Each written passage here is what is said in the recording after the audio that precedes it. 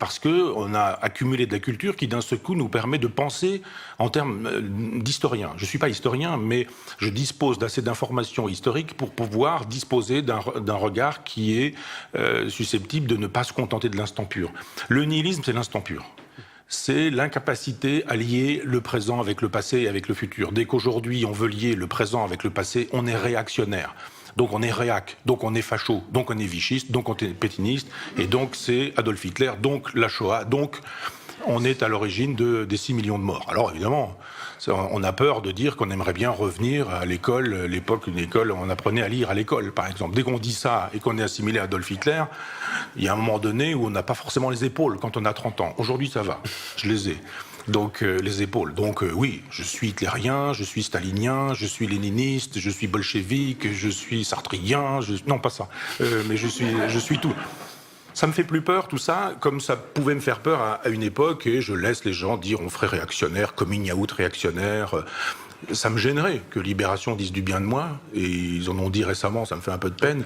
Et donc je me dis, deviennent réac eux aussi, ou alors il va falloir qu'ils revoient leur jugement sur moi. Mais je pense qu'il y a juste un moment donné où on se dit, si on a lu Brodel, ce qui est mon cas, et qu'on ne s'est pas contenté des analyses de Brodel, qui nous parlent de la Méditerranée, c'est sympathique, la Méditerranée, les analyses de Brodel. Ce qui est intéressant chez Brodel, c'est la longue durée. Et on se dit, nous sommes dans une longue durée qu'on ne saisit pas parce qu'on est dans l'instant pur. C'est l'instant du tweet, c'est l'instant de l'info. Un clou chasse l'autre. Il y a une information, le centre du monde, c'est vous. Mais demain, c'est plus vous. Et le surlendemain, c'est plus celui qui faisait le centre du monde la veille, et puis, etc., etc. Et puis, on a perdu la mémoire de tout ça. Donc, celui qui dit, mais le présent, il s'enracine dans le passé, il produit des effets dans le futur, c'est quelqu'un dont on dit, mais vous ne seriez pas un peu réac, vous voudriez faire de l'histoire? Mais il y a un éternel présent, et l'éternel présent, c'est la vérité, c'est l'éternel présent de l'instant, de BFM Télé, enfin de cette espèce d'image en permanence qui ne nous dit rien d'autre qu'il y a de l'image. Et moi je dis non, il n'y a pas que de l'image. L'image, elle est enracinée. L'image, elle nous dit quelque chose. L'image, elle provient d'un monde. Et l'image, elle va vers un monde. Et quand on voit ça et qu'on dit mais et si nous faisions un peu d'histoire et si nous pensions l'instant dans une relation pas l'éternité, n'allons pas jusque là, mais à une histoire de longue durée, de fait, on arrive à la question de la civilisation. Question interdite quand on est un homme de gauche. On n'a pas le droit. Si on commence à poser la question de la civilisation, ministère de l'identité, UMP, Vichy, Pétain, fasciste, nazi, Auschwitz, etc., et ça continue. Donc c'est vrai que ça devient difficile, mais comme c'est tous les jours, on se fait insulter, il y a juste un moment donné où ça fait sourire, quoi. Et on se dit, tant pis, mais je vais proposer, mais ça on est déjà dans le tome 2, une pensée de la civilisation, justement parce que nous sommes dans le nihilisme. Tout le monde est d'accord. Nous autres, civilisations, nous savons que nous sommes mortels, comme dit Paul Valéry, et on ennuie même les lycéens avec des sujets de philo, avec cette question-là. Donc tout le monde est d'accord, mais personne n'est d'accord. Parce que si vous dites que nos civilisations sont mortelles, et que vous dites, alors la nôtre, est-ce qu'elle ne l'est pas mortelle? Est-ce qu'elle ne serait pas même un peu mourante, moribonde, voire morte? Décliniste? Vichy, Pétain.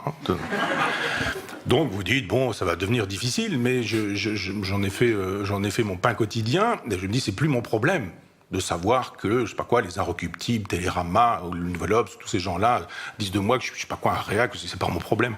C'est leur problème, ça leur fait vendre du papier, il y a à peu près que ça qui les intéresse. Mais moi, je veux essayer de penser des choses qui me sidèrent. Et des choses qui me sidèrent, c'est que, par exemple, la gauche puisse nous dire aujourd'hui que les pauvres n'ont qu'à porter, les femmes pauvres n'ont qu'à porter les enfants des riches. Et qu'on doit pouvoir louer les utérus. Ça s'appelle de l'esclavage, ça. De dire aux femmes, vous allez louer vos ventres, les pauvresses là. Il n'y a plus de boulot, vous n'avez qu'à louer votre utérus. Aux riches qui, eux, vont faire des enfants, etc. Merci Pierre Berger, on vous donne même une médaille. Et récemment, François Hollande lui a donné, je ne sais pas quel grade, dans la Légion d'honneur. On se dit, mais si je suis de gauche, il faut que je soutienne ça, donc. Parce que si je ne soutiens pas ça, Vichy, Pétain, non.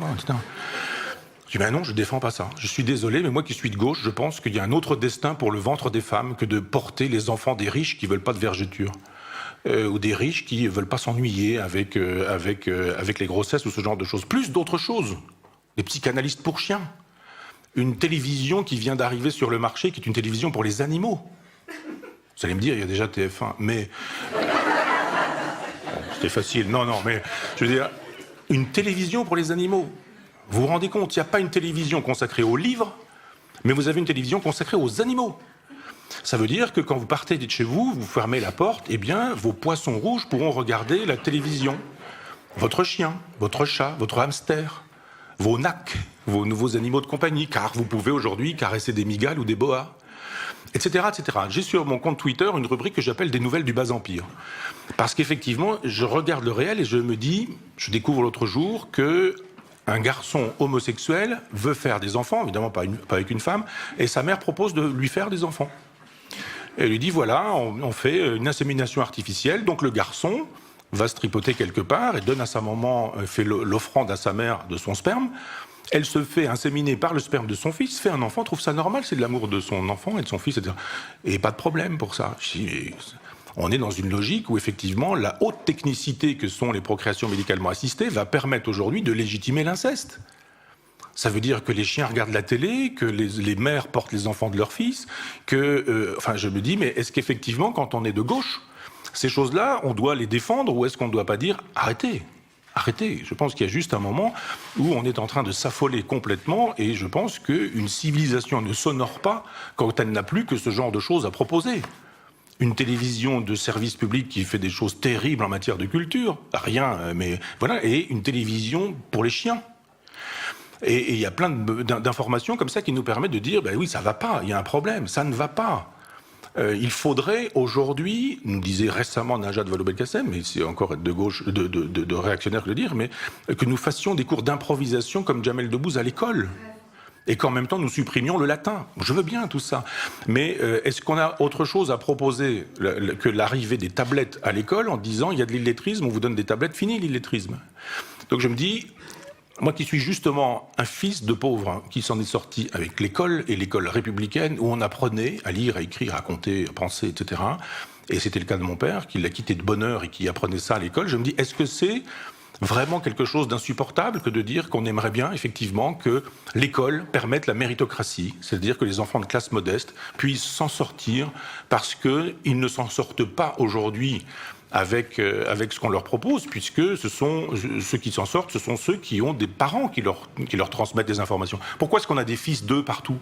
Des fils de ceci, des fils de machin, etc., qui font de la chanson, qui font de la philosophie, qui font de la littérature, qui font du cinéma, qui sont acteurs, et qui sont tous des héritiers.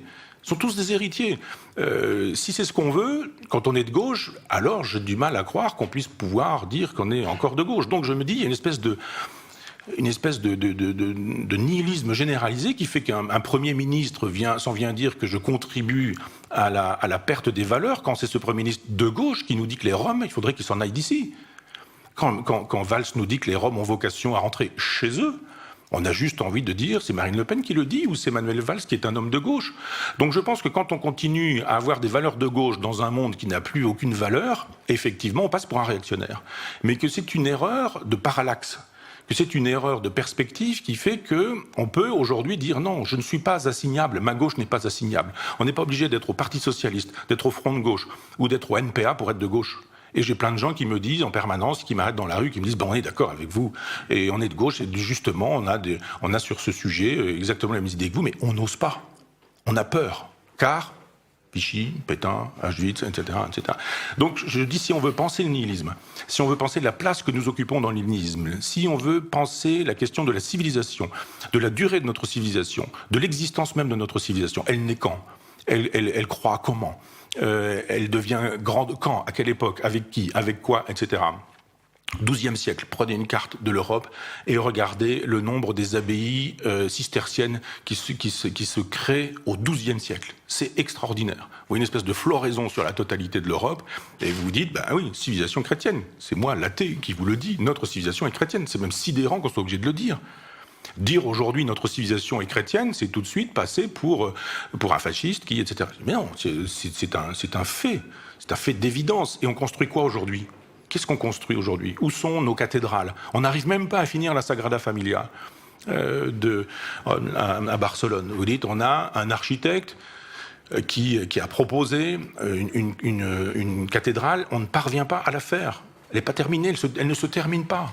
Le premier qui a décidé aujourd'hui d'installer un hypermarché avec une cinquantaine de magasins, il vous fait sortir ça du sol en 6 mois. Donc il y a effectivement des choses qui nous permettent de voir que notre civilisation s'effondre, est effondrée, ne va pas bien. Et alors je le dis pas en disant soyons réactionnaires, du genre restaurons un ordre ancien, c'était mieux avant, etc., etc. Je dis juste qu'il faut constater que les civilisations marquent leur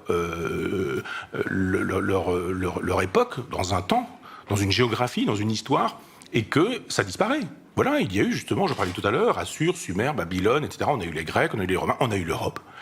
L'Europe, ça démarre avec Constantin, 4e siècle après Jésus-Christ, et ça s'effondre. Bon, je ne vais pas donner le détail de décadence, j'y travaille, mais je veux dire, ça s'effondre, il y a des processus particuliers qui montrent pourquoi, quand, comment ça s'effondre, et puis à un moment donné où effectivement on voit que nous ne créons plus rien, nous ne produisons plus rien, et que nous sommes dans un nihilisme généralisé. On écrit des romans à l'époque du Nouveau Roman où Alain Robbe-Grillet nous dit « pas de personnage, pas de psychologie, pas d'intrigue ». On nous fait de la musique avec du silence, les 4 minutes 33 de silence de John Cage. On nous fait du cinéma sans images, Guy Debord. On nous fait de la peinture sans sujet, sans représentation, du monochrome. Klein ou Malevich, carré blanc sur fond blanc. On nous fait de la poésie sans mots, le lettrisme d'Isidore Isou, etc.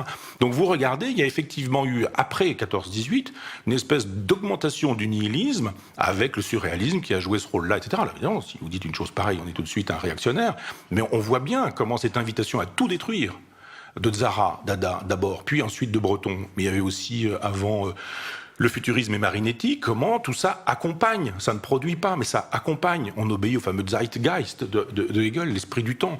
Et on voit que notre civilisation est en train de... C'est une queue de civilisation, que ça s'effondre, et puis ça... Alors je dis pas c'est bien, c'est pas bien, etc. Je le constate en disant que nous ne pourrons comprendre le sens du nihilisme dans lequel nous nous trouvons que quand nous aurons compris que cette civilisation est en bout de course, parce qu'elle ne produit plus rien.